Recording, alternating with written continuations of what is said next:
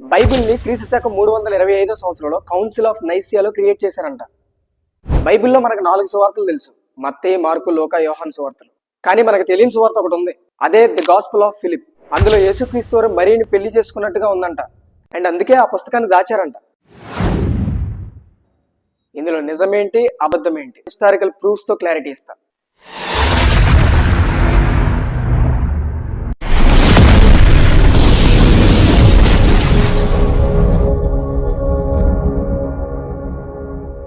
ఈ వీడియోలో నేను 3 విషయాలు మాట్లాడతాను. Point number 1, Council of Nicaea ఎందుకు జరిగింది. Point number 2, before Nicaea Bible ఉందా.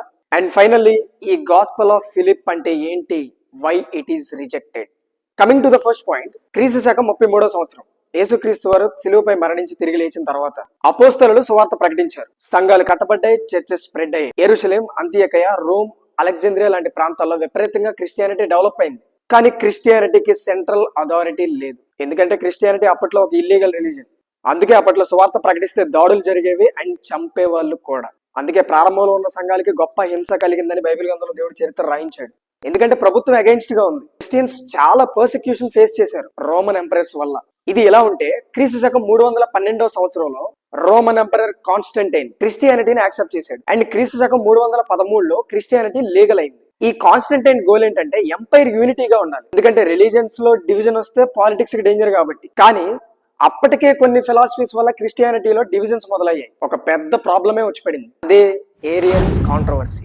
యేసుక్రీస్తు దేవుడా లేక దేవుని చేత సృష్టించబడ్డాడా? ఈ క్వశ్చన్ క్రిస్టియానిటీలో పెద్ద డివిజన్ నే తీసుకొచ్చేసింది. ఏరియస్ ఇతను ఒక అలెగ్జాంద్రియా ప్రీస్ట్. ఇతని సిద్ధాంతం ఏంటంటే యేసుక్రీస్తుకి ప్రారంభం ఉంది అండ్ ఆయన దేవుని చేత సృష్టించబడ్డాడు లేదా దేవునికి పుట్టాడు కనుక యేసుక్రీస్తు కంటే తండ్రి అయిన దేవుడు గొప్పవాడు అని ఆయన చెప్పిన ఫేమస్ లైన్ ఒకటి ఉంది, there was a time when son was not.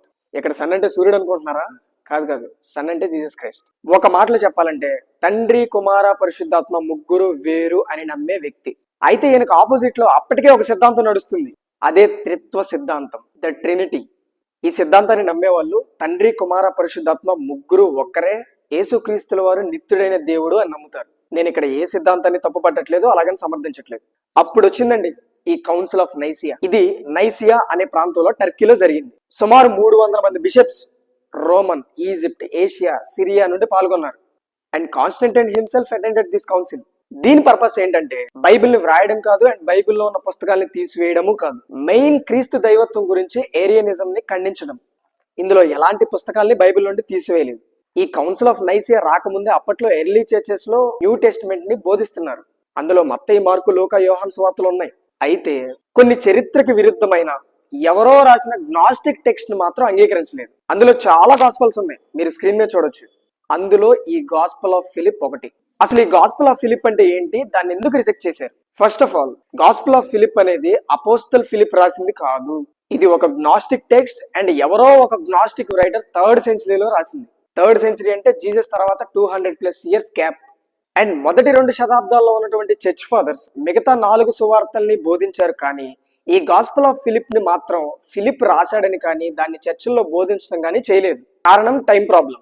ఈ గాస్పల్ ఆఫ్ ఫిలిప్ క్రీస్తు శకం 180 నుంచి 250 సంవత్సరాల మధ్య కాలంలో రాయబడింది యాజ్ పర్ ద హిస్టరీ. అంటే జీసస్ మరణించి తిరిగి లేచిన 150 నుంచి 200 సంవత్సరాల మధ్య కాలంలో.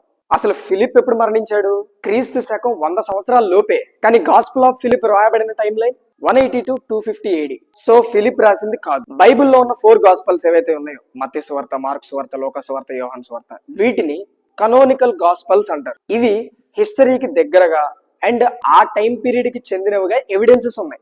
ఇవి క్రీస్తు శకం 60 నుంచి 95 సంవత్సరాల మధ్య కాలంలో రాశారు. అండ్ వీటికి ఒరిజినల్ మ్యానుస్క్రిప్ట్ ఎవిడెన్సెస్ అనేవి 2nd సెంచరీలోనే అవైలబుల్ గా ఉన్నాయి still now. And original Greek copies ఉన్నాయి, వాటిని పబ్లిక్ చర్చెస్ లో చదివి బోధించారు. కానీ ఈ గాస్పల్ ఆఫ్ ఫిలిప్ విషయానికి వస్తే దీన్ని గ్నాస్టిక్ టెక్స్ట్ అని చెప్పాను కదా, ఇలాంటివి ఇంకా 13 ఉన్నాయి. ఇన్ ద ఇయర్ ఆఫ్ 1945 లో ఈజిప్ట్ లో ఉన్నటువంటి ఒక నాగ్ హమ్మడి అనే లైబ్రరీలో ఒక గ్లాస్ జార్ లో హైడ్ చేసి ఉన్నాయి. అండ్ వీటికి మిగతా కనోనికల్ గాస్పల్స్ లాగా మ్యానుస్క్రిప్ట్స్ లేవు. అండ్ దొరికినవి ఏంటివి? It is a translated copy. And ఆ కాపీ కూడా గ్రీక్ లాంగ్వేజ్ లో కాదు, కాప్టిక్ లాంగ్వేజ్ లో ఉంది. So timeline different, author is unknown, కానీ బైబిల్లో ఉన్న ఈ 4 సువార్తలు ఏవైతే కనోనికల్ గాస్పల్స్ అని చెప్పానో వాటికి I witness, early evidences and public లో widely used. And gospel of Philip విషయానికి వస్తే it is late, anonymous, unknown author, time period is different, plus hidden. So that's why it is rejected. కానీ చాలా మంది ఈ గాస్పల్ ఆఫ్ ఫిలిప్ లో యేసుక్రీస్తులో మరిని వివాహం చేసుకున్నట్టుంది కాబట్టి క్రీస్తు దైవత్వానికి ఆటంకం కల్పించే విధంగా ఉందని ఈ గాస్పల్ ని రిజెక్ట్ చేశారు అని చెప్తున్నారు. అసలు ఇంతకీ ఆ కాపీలో ఏం రాయబడి ఉందంటే Jesus loved Mary more than the other disciples and kissed her అని ఉంది. అండ్ ఆ బుక్ లో కంపానియన్ అనే వర్డ్ ని యూజ్ చేశారు. అండ్ గ్రీక్ లో ఆ పదానికి అర్థం ఒక స్పిరిచువల్ రిలేషన్షిప్ అనే తప్ప మ్యారేజ్ అని కాదు. దాని అర్థం ఒక శిష్యురాలు లేక సన్నిహిత అనుచరి అని అర్థం. పీపుల్ దాని అర్థాన్ని మార్చేశారు. సో ఈ వీడియోలో కౌన్సిల్ ఆఫ్ నైసియా ఎందుకు జరిగింది, గాస్పల్ ఆఫ్ ఫిలిప్ ని ఎందుకు రిజెక్ట్ చేశారు అనే ఈ విషయాలపై మీకు క్లారిటీ వచ్చింది అనుకుంటున్నాను. ఈ వీడియో మీకు నచ్చితే లైక్ అండ్ షేర్, కామెంట్ చేసి మన ఛానల్ ని సబ్స్క్రైబ్ చేసుకోండి. Thank you for watching.